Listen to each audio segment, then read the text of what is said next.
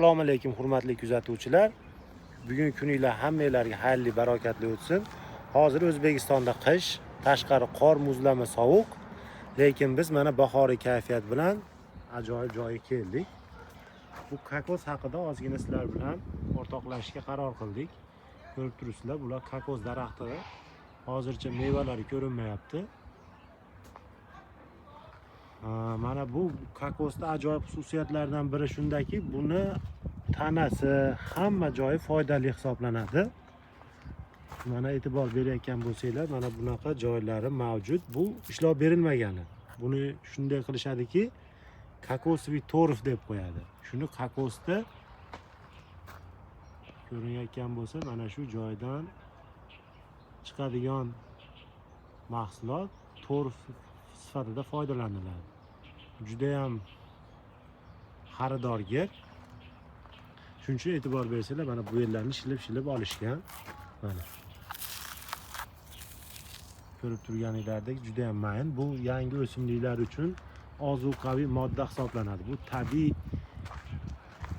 qo'shimcha sifatida keng foydalaniladi. Buni baquvvatligini qarang, jonivorda.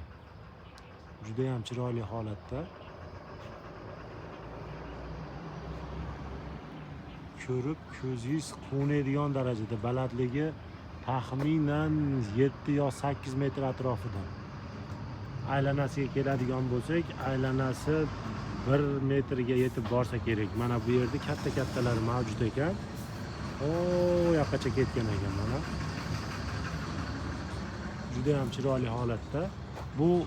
Bu yer haqida yana bir ma'lumot. Bu hozir ko'rib turgan joyimiz Xitoy davlatida Guanzhou shahridamiz. Guanzhouda gul bozorida. Shunaqa ajoyib joyga kelib qoldik. Shuning uchun sizlarga ham ilinishga qaror qildik. Kimga shunaqa maxsus noyob daraxtlar kerak bo'lsa, aloqaga chiqsanglar, buyurtma asosida yetkazib beramiz. Bunday turdagi qimmat daraxtlar asosan buyurtmalar asosida yetkazib beriladi.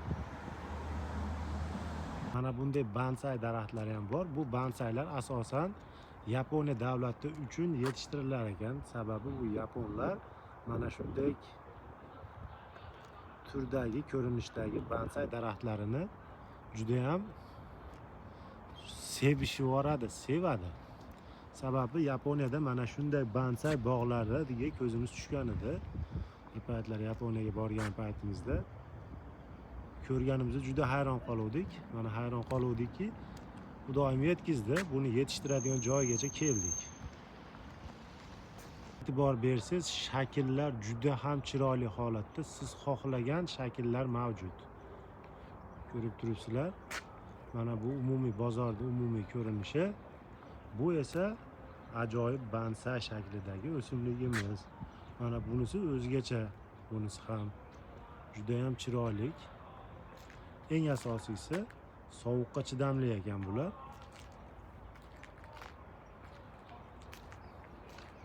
Zavq beradi odamga bu, zavq, shunchaki zavq.